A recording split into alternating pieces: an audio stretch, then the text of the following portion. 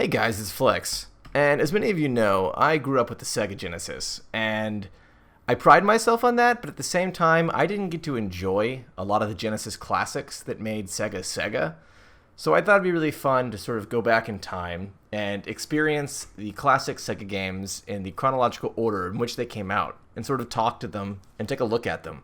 So without further ado, let's dive into the 4 launch titles that came out in 1988, with the launch of the Sega Genesis. Altered Beast. Oh yeah, so this is the first of the 4 launch titles we're going to be looking at today. This was created by Sega.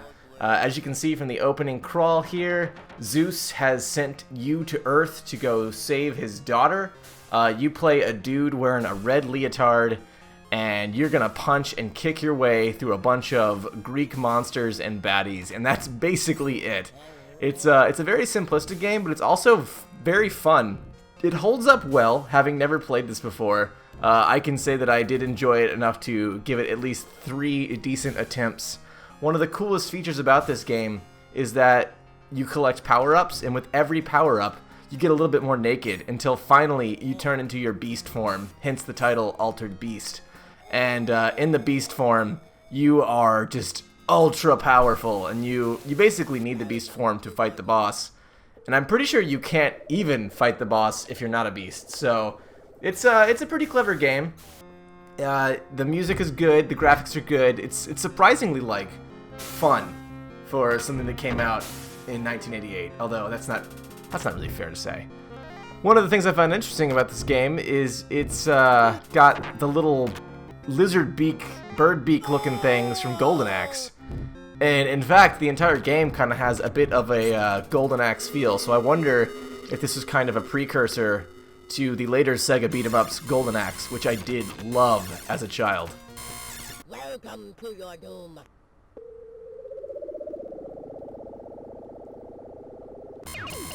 So with that, we'll move on to our next game.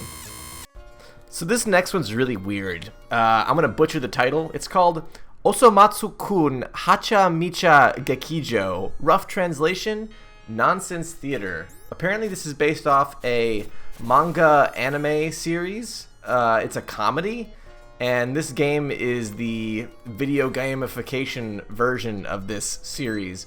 And you play as this little dude who wears a blue jacket and carries a slingshot and shoots every goofy looking thing that comes towards him. And you collect ribbons, specifically yellow bow-shaped ribbons. The game itself is kind of weird, and I didn't really like it when I first started playing it, but the more I got used to its sort of weird, kind of floaty controls, it grew on me. It really did. It's pretty fun. It's one of those games where if you die 5 times or 3 times or whatever, you have to start the whole game over, so I didn't get too far. But I really enjoyed it. It's also got this really weird jump system it's kind of different. So you hold up if you want to jump higher, which seems really weird today, but I'm guessing, back in 1988, they were trying to figure out, like, interesting ways to make you have to jump higher, so I don't know. It's kind of cool. You fight a lot of weird things, and the colors are really vibrant. The music's actually kind of catchy. I like it. It's weird, but I like it.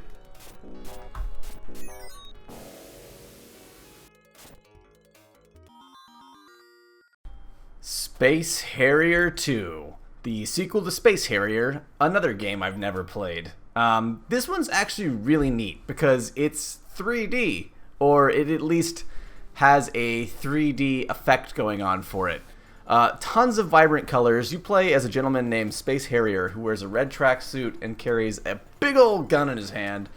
And I think the gun is propelling him. I don't know if he's a superhero or what, but I'm assuming the gun is his propellant in this scenario. But it also shoots whilst propelling. So they've got some sort of weird future tech going on there. I don't fully understand it, but science aside, this game is awesome. It's super fun. It's very Star Foxy. I mean, it's obviously more primitive, but I think we can cut it some slack for being a launch title on the Genesis in '88. The game features full voice acting, which is pretty neat, given that I think this is one of the first times in a home console space that had happened. And I think it holds up really well for today. Except for this part where the floor and the ceiling become the same and I kind of want to throw up or, I don't know, turn into a space alien baby. I'm not sure what my gut reaction is to that. But outside of that, the game is really cool. And to top it all off, on my first run through, I managed to get a high score. How awesome is that? Sweetness. That's what it is. Sweetness with Space Harrier. What a handsome devil that he is.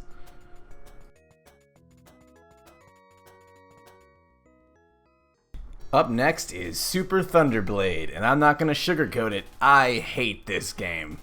Maybe it's coming off Space Harrier and how awesome that was, but this game plays like garbage. It took me a minute to figure out that the controls were inverted, and I do blame Space Harrier for that, because obviously I was so used to those controls. But even when I learned how to pilot the helicopter, it just wasn't responsive. It's very like delayed, and I feel like I just didn't have the amount of control that I should. And maybe it's totally Space Harrier's fault, but if you're going to release two games at the same time for the same console with the same sort of general concept, maybe don't make one play terribly and one frickin' amazing. I don't know, just my opinion. Apparently this game also has some top-down sections, which I never got to because I suck too bad. But still managed to get a high score, so take that, Super Thunderblade. More like Super Thunder Suck. Thanks for checking out the first in this two-part series looking at the launch titles on the Sega Genesis, both Japanese and North American. Next time we'll take a look at more North American and European titles that came out in 1989. If you have any feedback or comments, please feel free to leave them. I'm interested to hear what you have to say, and I look forward to seeing you next time. Hope you have a great one.